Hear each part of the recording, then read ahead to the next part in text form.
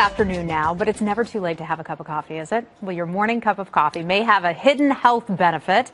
There's a recent study that finds that drinking coffee, along with taking the drug tamoxifen, may be able to prevent breast cancer from returning in women. Dr. David Samadi is a member of the Fox News Medical A-Team and the chief of robotics at Mount Sinai Hospital. This is a fascinating one. Explain how this works. Why? Coffee has been my favorite drink. Everybody knows that. Right? I've talked about this on live TV for the last many years. And we've had really many research that has come that coffee actually reduces the risk of prostate cancer, helps with Alzheimer, has been a lot of studies with Parkinson's, and now we see this with breast cancer. This study is actually coming from Sweden. They looked at about 634 patients. If they have breast cancer, after the surgery, they put them on tamoxifen, which is an anti-estrogen medication.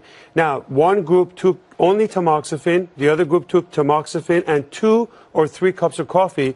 The ones that also drank the coffee, they had much lower rate of recurrence or return of the cancer. Do we have any idea what chemical this is in the coffee or what it is about the coffee that makes this happen? There are many theories about this, Heather, and they think that maybe the coffee actually, whether it's antioxidants or whether it actually induces that tamoxifen to work better. Oh, I see. Also, there are some other studies that actually coffee has something called phytoestrogens. If you take only 1 or 2 cups of coffee, it won't help you. So the right amount, which I was hoping that Greg would jump in and ask that question, is how many cups do you need? The answer is 3 to 4 or more.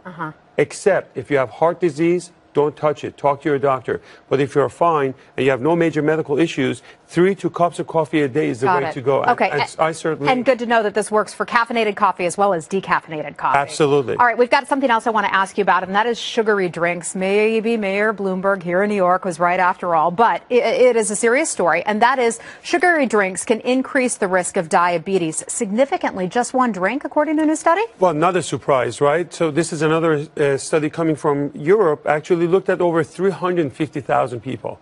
We can't do this kind of studies in America anymore, but they looked at 8 different countries. One soda a day, you know, it increases the risk of diabetes by 22%. This is a significant one. Now, everybody knows that type 2 diabetes that we're talking about is a man-made disease. It's about our diet, it's about our soda. So if you drink 1 12-ounce soda a day, that increases your risk of diabetes by 22%. So yes. This sounds so extreme, but you're a believer in the findings 100%. Of this study. I think Mayor Bloomberg means well. I think, you know, what he does is actually a good idea. I think the way he went about it maybe wasn't the best way. Offended some people. From health standpoint, absolutely. What about drinks, sugary drinks that aren't sugary? They taste sugary because they have substitutes. Like what, aspartame or something like that? Also not so good. Diet soda that everyone thinks there are no calories has a lot of artificial sweeteners.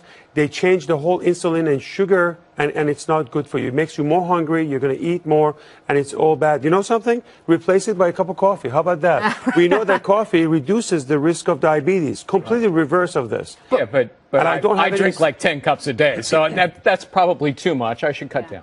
Cut down. Cut down. That's too much, isn't it? Drink 3 water. to 4. Yeah, you got it. All right. That's the way to go. But what's interesting about this study is also that fruit juice is excluded from this. So there must be something in natural kind of sugar that doesn't contribute to type 2 diabetes. Yes. So, I mean, this is more complex than what we see over here. But certainly when it comes to soda or any of the sugar drinks, it's 100% known that it increases your sugar, insulin kicks in, it increases your diabetes. One of the big things I want people to know is when you go to your doctor, ask them to check for that. It's a hemoglobin A1C. It's a blood test that you can ask the doctors to check to see if you're pre-diabetic or on your way to become diabetic. Okay, we're going to write that one down. Dr. David Samadi, member of the Fox News Medical A-Team. 3 cups of coffee a day. Thank you. We'll see you on House Calls in the morning. Tomorrow